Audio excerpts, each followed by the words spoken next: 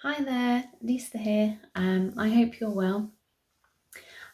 Today I'm going to be talking about sleeping and sleeping habits, and I want to mention this because I do hear a lot of the time of my clients saying that they're not sleeping too well. They come initially with this issue, and 9 times out of 10, by the time they've had several sessions, they're feeling much better and sleeping much better at night. But I want to give some tips on how you can do this yourself at home to help yourself feel better and sleep better through the night. And I'm not really going to suggest anything like candles or baths or anything like that, but a different practical way of getting yourself off to sleep better. So not sleeping well or long enough will actually decrease the amount of time your body is most effective at healing, and it can weaken the immune system, making it more susceptible to illness. Now, obviously, with that problem, we want to be able to the body to heal properly, so that it is able to take on illness and disease and common colds and things like that much more easily and quickly. So there are some practical steps we're going to take, and of course there is also some advice that I want to be giving you as well that I find is highly effective for me and for some other people that I've given to as well. So obviously, firstly, always ensure that you have a good supported pillow. This is a big one for me because it allows your head to be slightly elevated, but in the most natural position as possible. Also, if required, you can also put a pillow in between the knees and the thighs to help support your lower back. And secondly, ensure that you have done these following things. Remove any artificial light sources in the bedroom as much as possible.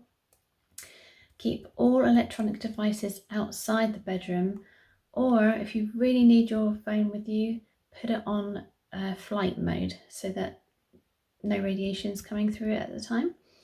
Turn off other electrical devices around about an hour before going to bed, or just putting things down an hour before you go to bed. And then obviously keep your bedroom nice and cool as well. Thirdly, aim to get around 7 to 8 hours of sleep, and a lot of people know this already. But it is important, and most of us only get about 5 to 6 if we're lucky. So try and make that as a priority. Finally, I want to help you with a little visualization method to help you get to sleep. And this will allow your thoughts to pass, and once acknowledged, then you'll be able to focus and be able to put yourself in a place where you'll be able to get off to sleep more deeply. So when you're laying down in bed, focus and visualize yourself in a very busy marketplace or city centre. Now imagine yourself being in the middle of all that chaos. Everything and everyone is passing you by whilst you're still there, of course, but you're still there, but you're calm and you're breathing softly and deeply and slowly. Allow the sound of that busy place to drown out, leaving you just with your thoughts. So this can be practiced just by breathing in slowly and out slowly, and imagining all this chaos going past you, but just being one with this sound. And say to yourself, I am calm, I am happy, I can sleep wherever I want, I'm able to sleep wherever I want, anywhere, at any time, nothing affects me.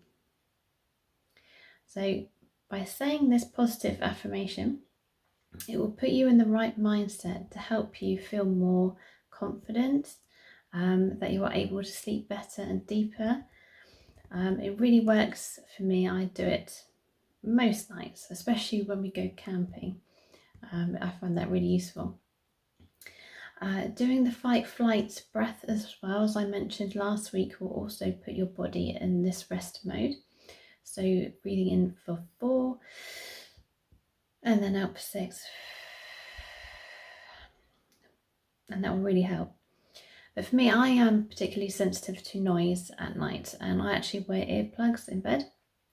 Not everybody would find this ideal, but it can certainly help. So I would really, I wouldn't suggest it as such, but I certainly recommend it. And make sure you get some really soft, squidgy ones and not hard ones, because you don't want to wake up in the middle of the night with an earache. So doing this practice, I did it whilst I was actually studying spinal flow in Barcelona. And before I left, I was actually really quite worried about city life and noise, because the last time I stayed in city, London, funnily enough, I didn't sleep at all night, and it was terrible. I had no energy the next day, and I was worried that would happen to me again in Barcelona. But I did this practice, which I can't remember where I heard it from now, but I've just been doing it religiously ever since. And the entire week that I was there, I slept every single night thoroughly as well. And that's just not normal for me. So most of the time I would be up in the night, like I say, with camping or anywhere I'm going that's new, that's got a different bed that I'm not used to. So it was very important for me to get my mind into the set that I am safe, I am comfortable, everything is well, and I will sleep through the night. And it really, really works. So yeah, it's a great, and you wake up in the morning feeling really refreshed and ready to go, and you feel much better for it. So I really recommend giving that a go. You also want to rely on a really good quality pillow, possibly a memory foam one, and a mattress topper. Thankfully, most hotels now, I find, have memory foam mattress toppers, but my pillow I can't go without, and I pack it with me wherever I go. Even if I'm trying to pack light, I will always try and stuff my pillow in there with me, because my neck comfort is priority as well. So I highly recommend getting a decent pillow. I can certainly recommend one for everybody. I will put a link somewhere, either in the description here or in the email where you found this video from, because the company I got this from is just incredible. They have different sizes for different people of heights and just how they feel their comfort. I have a particularly smaller humped one rather than a larger one, and depending on what side you sleep on as well can make all the difference. I tend to lay on my back, so I needed a particular pillow just to support me on the back of my neck here. Because I used to, fun enough, sleep with a travel pillow around my neck, which isn't ideal. And until I had spinal flow and many sessions of it, I was then able to straighten my spine and my shoulders became in alignment again. And from that, I never needed my travel pillow again, because it was too bulky and it was pushing my neck too far forward. And I had a much more forward movement. I wasn't aligned, my ears weren't aligned with my shoulders, so I was much more forward. But until I've had enough spinal flow sessions, I discovered that I no longer needed my travel pillow, and I could just lay on a normal pillow, which was bizarre to me. I'd been sleeping on my travel pillow for so many years as well. So that's a bonus, but I do recommend investing in a really good pillow to support your neck. So yeah, that's about it for today.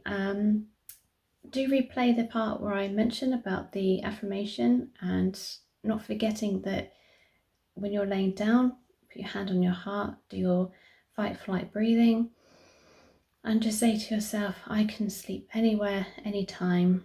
I am safe, I am calm, I am happy, all is well. I will sleep deeply.